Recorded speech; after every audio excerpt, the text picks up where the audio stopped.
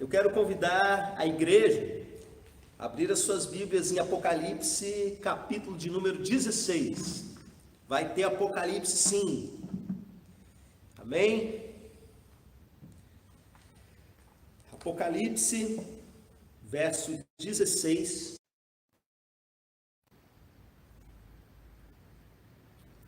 Voltou? Então, meus irmãos, vocês abriram em Apocalipse 16, verso 8 e 9. Deixa eu falar para vocês, antes da gente começar mesmo a nossa leitura, eu queria já adiantar o nosso assunto. Eu sei que é um assunto um pouco delicado para algumas pessoas, mas é uma pergunta que está no ar nesses dias que nós estamos vivendo. Tem muita gente, cristã e não cristã, se perguntando a respeito da ira de Deus, se perguntando a respeito do fim dos tempos e com a porção de interrogação na cabeça. O coronavírus é um gesto de Deus, o coronavírus é um gesto do diabo, ou não tem nada a ver uma coisa com a outra. Então, é importante a gente tocar nesses assuntos. E eu peço que os irmãos estejam em oração por mim em todo o tempo. Nós vamos fazer a leitura, vamos fazer a oração e nós vamos conversar um pouco a respeito dessas questões tão relevantes nesses dias. Diz assim a palavra do Senhor em Apocalipse 16, a partir do verso 8. O quarto anjo derramou a sua taça no sol, e foi dado poder ao sol para queimar os homens com fogo. Estes foram queimados pelo forte calor, e amaldiçoaram o nome de Deus, que tem domínio sobre essas pragas. Contudo, recusaram arrepender-se e glorificá-lo. Amém? Vamos orar mais uma vez? Ora por mim, ora pela nossa equipe que está aqui, ora por essa transmissão.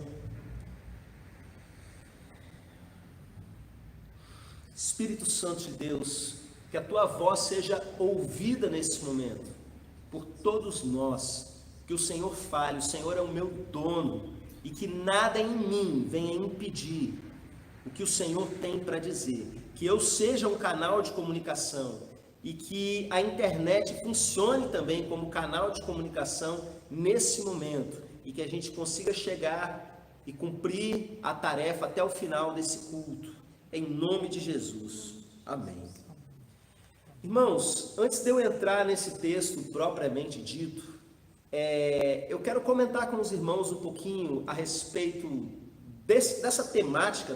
Essa não é aquilo que os pregadores chamam de uma pregação expositiva, ela é mais uma mensagem temática, mas a gente vai sim entrar nesse versículo que nós lemos, mas eu gostaria de explicar um pouquinho para os irmãos o porquê da importância da gente entender essas questões e um pouco do panorama no livro de Apocalipse a respeito desse tema, que é a ira de Deus. Muitos de nós estão tendo que ficar em casa durante esse tempo, e o que a gente faz? A gente vai para o celular, a gente vai para as redes sociais, e ali todo mundo tem voz. Isso é uma coisa boa, não é? Mas a gente fica sabendo um pouquinho do pensamento dos cristãos, de uma maneira geral, como que ele vai mudando com o passar do tempo, e como que às vezes Deus começa a ser visto de uma forma mais conveniente para a consciência das pessoas. Alguns ateus ao longo da história disseram que Deus é uma invenção dos homens e que ele foi criado à nossa imagem e semelhança. E, meus irmãos, em um certo sentido a gente é obrigado a concordar com eles, porque muitos cristãos não acreditam no Deus da Bíblia. Eles vão pouco para a palavra e eles vão muito para aquilo que foi ensinado por terceiros, ou até mesmo aquilo que eles mesmos começam a conjecturar de como é Deus e como ele se comporta. Existe uma coisa que nós chamamos de revelação, e é a palavra de Deus, e todo o nosso conhecimento de Deus provém dele. Toda a minha experiência pessoal com Deus, eu olho para ela a partir da Bíblia, e eu percebo assim que o Deus que se comporta na minha vida, que age na minha vida, ele segue exatamente o mesmo padrão de comportamento que a gente vê na palavra de Deus. Então eu tenho visto pessoas dizendo assim: eu não creio que Deus, ele seja um Deus que manda praga para punir pessoas. O Deus que eu creio não é um Deus que faria uma coisa dessa e faria tanta gente sofrer e coisas dessa natureza. Então a minha pergunta para você é: qual é o Deus que você crê? Porque se você conhece, não precisa ser muita coisa não, meia dúzia de histórias da Bíblia, você não tem para onde correr não. Aí tem aqueles cristãos que falam assim: não, pastor, isso aí era lá na época do Antigo Testamento. Conversa. Porque os sermões escatológicos de Jesus falam sim de juízo de Deus. E quando você olha para a escatologia nas cartas do Novo Testamento, você também vai ver ensinos sobre a ira de Deus que cai sobre os filhos da desobediência, inclusive sobre a igreja. E quando você para se debruçar sobre o livro de Apocalipse, irmãos, o ensino sobre ira de Deus, ele é vasto.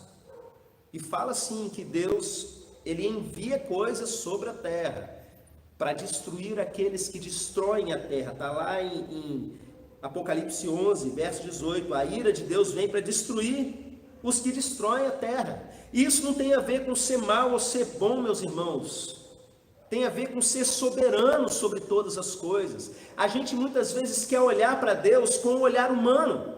A gente quer encaixar Deus nas nossas maneiras de pensar. Isso é complicado porque a gente acaba criando uma figura que não existe.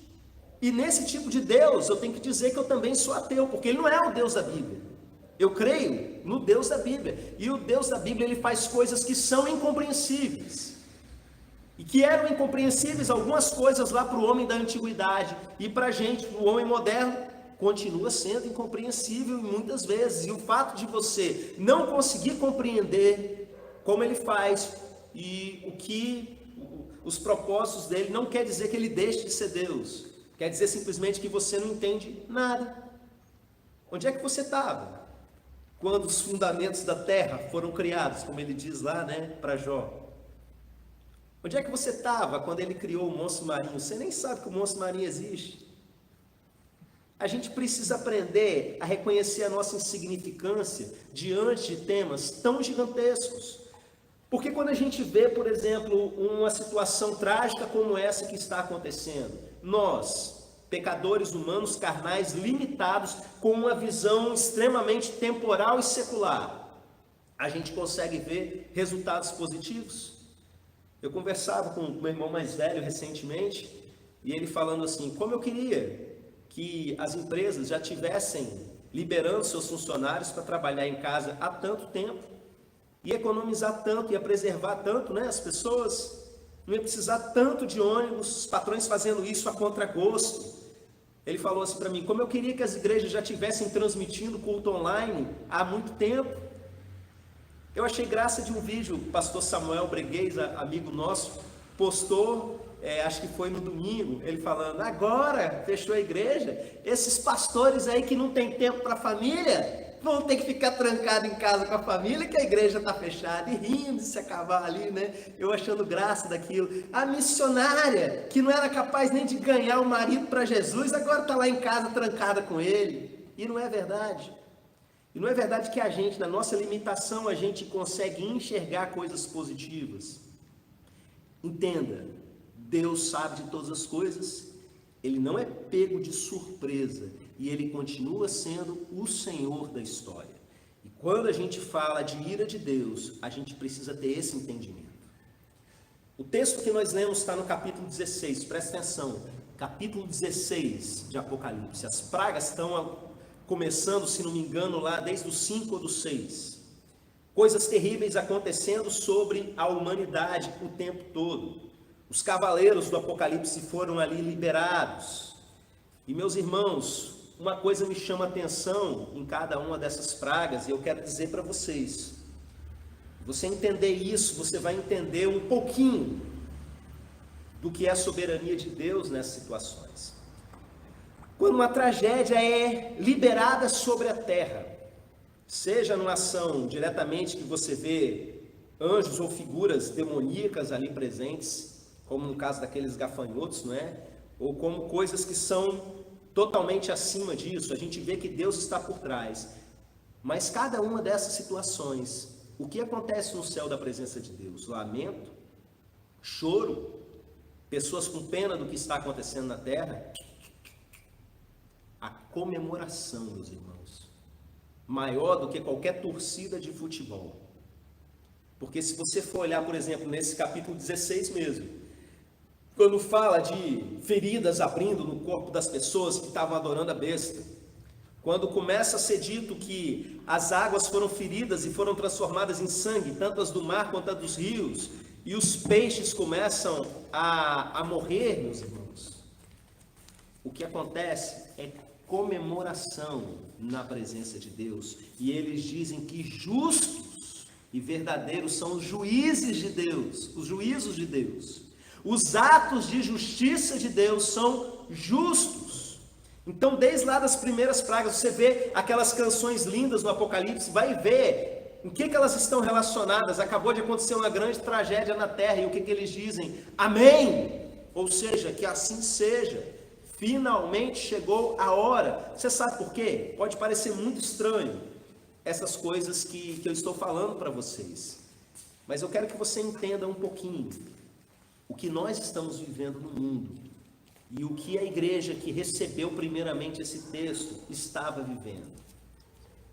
Irmãos, quando um dos selos é aberto, cada selo que é aberto lá no livro, voltando um pouquinho, para a gente explicar, Jesus pega o livro que representa o desenrolar da história, e só ele é digno de abrir esse livro e romper os selos. E aí ele começa a romper cada um desses selos, e cada selo que é rompido, algo acontece. Quando um desses selos é rompido, não desencadeia algo na terra, é mostrada uma cena na presença do céu, no céu, a presença de Deus no céu. Existem almas debaixo do altar, e o que essas almas estão fazendo? Presta atenção, elas não estão no purgatório, elas não estão no inferno, são almas de pessoas que foram mortas por pregarem o evangelho, por serem testemunhas de Jesus, debaixo de perseguição foram mortas, e elas estão ali não em frente do altar, elas estão debaixo, e ali elas começam a dizer o seguinte para Deus: até quando, Senhor? Até quando o Senhor vai demorar para julgar o que fizeram com a gente? E Deus vira para eles e fala: espera mais um pouquinho, vai completar o número dos seus irmãos que vão se juntar aí com vocês, e aí vai acontecer. Irmãos, eu olho para uma cena dessas e eu não tenho como não pensar que existem dois tipos de povos em momentos como esse. Um povo que realmente ama o juízo de Deus e a vinda dele, e um povo que está com muito medo disso acontecer. Eu não quero dar uma de santarrão, entenda, eu me coloco como pecador, mas um pecador que se arrepende dos seus pecados e coloca a sua vida diante de Deus, até se Deus quiser me matar, Ele é o meu dono. Aliás, está escrito, lá em Apocalipse 14, 13, bem-aventurados os mortos que desde agora morrem no Senhor, sim, diz o Espírito, para que descansem das suas fadigas, pois as suas obras os acompanham. Então, meus irmãos, não tem problema com relação a morrer em algum desses momentos, você vai entender. Quero que você perceba, meus irmãos, com relação a essa questão das pragas, que algumas delas, você também não está isento delas. Tem um ensino no nosso meio de que todos esses eventos apocalípticos que vão acontecer, não estou dizendo aqui, afirmando categoricamente que a gente já entrou neles, mas você precisa entender isso. Tudo aquilo que a Bíblia descreve que a gente ainda vai viver, tem gente querendo encaixar as pragas do Egito nisso, e dizer que não vai acontecer com o povo de Deus. O livro de Apocalipse fala que algumas dessas situações, algumas delas, sim, aqueles que têm o selo não vão sofrer isso. Mas existem outras situações que, na verdade, por exemplo, a destruição da Babilônia, o que Deus diz é: sai dela, povo meu. O povo é dele, mas para não sofrer aquelas pragas precisa sair de lá.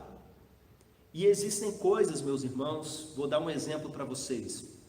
É descrito na abertura de um desses selos um tipo de chuva de meteoros sobre a terra. João descreve como estrelas caindo. Ele usa o vocabulário do seu tempo para descrever algo que ele está ali percebendo no mundo espiritual. Estrelas caem sobre a Terra e fazem um impacto tão violento na crosta terrestre que montanhas e ilhas mudam de lugar. Existe um outro momento que o clima da Terra para, todo o vento fica estagnado. Você acha que o povo de Deus, ele não vai sofrer nenhum tipo de impacto? O que Jesus diz a respeito da grande tribulação é que se não fosse por causa dos escolhidos, esses dias não seriam abreviados, ou seja, os escolhidos de Deus, eles atravessam esses momentos e sofrem esses momentos. Por isso, Deus vai abreviar esse tempo. Então entenda que sim, a gente pode morrer no meio desse processo, sim, em algumas dessas situações. Mas como eu li aqui, é descanso para aqueles que morrem no Senhor. Fecha parênteses. Voltando à questão daquelas almas debaixo do altar, porque eu me identifico com elas. Irmãos, eu sou pastor, atualmente pastor de tempo integral. Isso significa que a maior parte do meu contato é direcionando o povo de Deus e orientando o povo de Deus a desenvolver o ministério como a Bíblia manda. E vocês não têm noção do quanto eu encontro com crente falso, com gente que manipula, com gente que defrauda, com gente que engana o tempo todo, com gente que quer se dar bem em cima das outras, com gente que é desonesto nos seus negócios, sabe, muitas vezes vem, coloca uma máscara de santidade, quer ensinar para os outros, quer dar lição de moral, mas na verdade não é capaz de reconhecer o tamanho da trave que está no seu olho. E mesmo a gente chegando e expondo a situação, muitas vezes as pessoas não querem admitir. Então eu me pego fazendo muitas vezes essa oração ao longo dos anos, ao longo dos últimos meses, ao longo até dos últimos dias. Até quando, Senhor? Até quando esse povo vai continuar a rir da sua cara? Até quando essas pessoas vão continuar espalhando o mal pela humanidade? A mesma coisa que essas almas estavam falando. Até quando? Quando é que o Senhor vai vir, vai bater o martelo e vai dizer basta? E a resposta que Deus dá geralmente quando um servo dele faz isso é: vai chegar o momento, espere, vai chegar o momento que isso vai acontecer. É por isso que há torcida, meus irmãos. É por isso que com os anjos na presença de Deus, a festa, quando os juízos de Deus começam a ser liberados sobre a terra. Porque finalmente o tempo tão esperado dele retribuir aqueles que estão realmente fazendo bem nessa terra e dele punir aqueles que estão fazendo mal, começou. Eu vi um pastor essa semana dizendo que nós não estamos entrando na grande tribulação, e o argumento dele, eu não vou entrar aqui nessa questão se estamos, se não estamos, mas o argumento dele era o seguinte: a grande tribulação é representada por acompanhada por uma grande perseguição ao povo cristão, e nós não estamos vivendo isso. Eu olhei assim e falei: que? Não dá para a gente querer medir o mundo, meus irmãos, pelo nosso umbigo. O que é a população do Brasil perto da população da China? Vocês sabem quantos anos o povo cristão na China está sendo assassinado? Meus irmãos, o povo cristão está sendo perseguido em grande parte do mundo árabe. E o pior, a Coreia do Norte conseguiu superar as atrocidades de lugares que são dominados pelo Estado Islâmico. Há quantos e quantos anos a população cristã da Coreia do Norte vive debaixo de perseguição ferrenha, sendo morto sim, sendo decapitado sim, sendo colocado em pelotão de fuzilamento para ser morto, simplesmente porque disse que crê em Jesus. Então a gente pega um pedaço do mundo que não é muito populoso, como é o caso do Brasil, quando comparado à China, por exemplo, e a gente vem dizer que nós não estamos debaixo de perseguição. Existem famílias sendo mortas agora. A última estatística que eu vi, meus irmãos, dizia que a cada 5 minutos um cristão no mundo é morto por ser cristão. E a gente está orando sim, até quando, Deus? Ele que é todo poderoso, Ele que pode todas as coisas, até quando? A maneira como Deus resolve, eu vou chegar no texto, a maneira como Deus resolve é enviando essas ondas sobre a humanidade. Vamos reler o versículo. O versículo não é ponto de partida essa noite, o versículo é ponto de chegada. O anjo derramou a sua taça no sol, e foi dado poder ao sol para queimar os homens com fogo. Estes foram queimados pelo forte calor, e amaldiçoaram o nome de Deus, que tem domínio sobre essas pragas. Contudo, recusaram arrepender-se e glorificá-lo.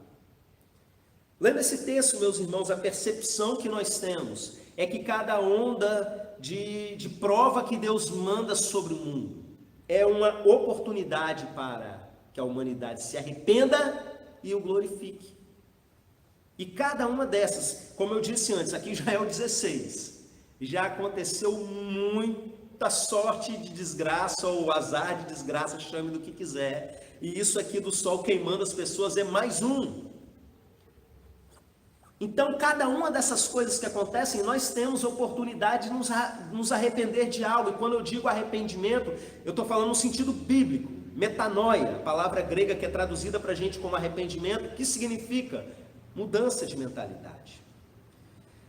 A humanidade precisa mudar a mentalidade com a crise do Covid-19. A humanidade, e você que faz parte dela, seu ser humano, você precisa mudar a sua mentalidade e dar glória ao que é digno de receber. A gente sabe, eu não sei te dizer se nós já estamos, na grande tribulação ou coisas desse tipo, mas a gente sabe, a mensagem é essa, que cada onda de juízo de Deus derramado sobre a terra é uma chance para você se arrepender. Então presta atenção, você que está vivendo uma vida dupla, você que tem um conhecimento de Deus e vive de uma maneira contrária àquilo que você sabe que é a verdade, aproveite esse tempo e muda a sua mentalidade. Que você seja um que vai morrer no Senhor, que vai ter paz de tratar desses assuntos e não terror, medo, pânico. Arrependa-se. Arrependa-se. Essa mensagem não é para trazer um peso sobre a sua vida e nem para lançar um terror apocalíptico sobre você, mas é para chamar você a acertar as contas com o príncipe da paz. A gente não tem que temer nada do mundo, a gente tem que temer a ele. E essa situação, meus irmãos, ela vem igualar ricos e pobres. Sabe que a pessoa pode ser rica o que for, se todos os leitos de hospital do país estiverem ocupados, ela não vai poder fazer muita coisa não. E quando a morte bater a porta, isso não vai fazer a menor diferença. Então, eu quero que você vá dormir em paz nessa noite. Mas para isso eu quero convidar você a sondar o seu coração. E realmente ver se em você não existe uma parcela de hipocrisia. Se você não é aquele que vai ser alvo realmente do juízo, ou você faz parte daquele que chama pelo juízo de Deus. Tire um tempo para refletir a respeito disso. Eu sei que se a palavra é para você, ela mexe no seu coração nesse momento. Existe um povo, meus irmãos, que mesmo já estando lá, chegando no finalzinho do Apocalipse, mesmo sendo queimado pelo sol e sabendo que é Deus que controla as pragas, ainda assim, eles se recusam a se arrepender. Você que está entendendo, talvez você pergunte o seguinte: pastor, eu sou uma dessas pessoas, como é que eu consigo isso? Deixa eu te ensinar uma coisa que eu aprendi. O Luiz Hermínio, ele fala muito o seguinte: quem é bom de argumento é ruim de arrependimento. Então, se você tem um perfil de ficar justificando demais os seus erros e botando a culpa nas outras pessoas, e se fazendo de vítima cada vez que ouve uma palavra mais dura, e se fazendo de coitadinho cada vez que ouve uma palavra de repreensão, você precisa ficar esperto. Porque você pode ser uma dessas pessoas que se recusam a se arrepender. Porque se você se justifica demais, você acaba não sendo justificado. Como é que você vai chegar ao arrependimento se você não reconhece as suas falhas. Tem muita gente se fingindo de ovelha perdida, mas na verdade é filho pródigo. Isso é pesado, meus irmãos, porque a ovelha perdida precisa ser resgatada. Ninguém veio me resgatar, mas filho pródigo saiu com as próprias pernas e sabia o que estava fazendo. Não faça vitimismo. Para de autocomiseração. O reino de Deus é um reino de responsabilidade, de gente que bate no peito e fala: tem piedade de mim, que sou pecador. É isso que eu quero que você chegue e que você encontre paz. Não minta para você mesmo. Essa é a pior forma para você não chegar ao arrependimento. É você ficar fingindo que você tem uma santidade que Deus sabe que você não tem. Vamos orar, meus irmãos? Eu quero convidar você a se colocar de pé nesse momento. Coloca a mão sobre o seu coração e fala para Ele sonda o seu coração. Porventura sou eu, mestre. Eu tenho coisas para acertar ainda nesses dias. Fala para Ele. Espírito Santo, vai convencendo a humanidade nesse momento do pecado, da justiça, do juízo. Em nome de Jesus, em nome de Jesus. Que essa mensagem alcance um alvo de quebrantamento, que as pessoas possam realmente reconhecer quem elas são diante do Senhor, serem perdoadas de verdade, não se sentirem perdoadas pela sua consciência, mas serem perdoadas de verdade e glorificarem o Senhor em paz e se juntar aos santos anjos no céu, que declaram que justos e verdadeiros são todos os caminhos do Senhor, os juízos do Senhor são corretos, e nós os recebemos, Pai, em nome de Jesus. Amém. Amém. Quero deixar aí o convite para os irmãos, você aí que está vendo um vídeo da nossa igreja pela primeira vez, no próximo domingo às 19 horas, você é nosso convidado. Nosso pedido é que haja paz dentro da sua casa. Jesus disse que quando a gente entrasse numa casa, que a gente desejasse paz, e se nessa casa tivesse um filho da paz, a paz repousaria sobre a casa. E nós agora estamos entrando na sua casa, pelo celular, pela televisão, pela internet, né? E o nosso desejo é esse: se tem um filho da paz aí, recebe, que haja paz na sua casa. Domingo, 19h30, estamos de volta. E que a graça e a paz do nosso Senhor e Salvador Jesus Cristo, o amor de Deus e as consolações do seu Santo Espírito estejam sobre cada um de vocês, meus irmãos, e com todo o povo de Deus espalhado pela terra. Amém e amém.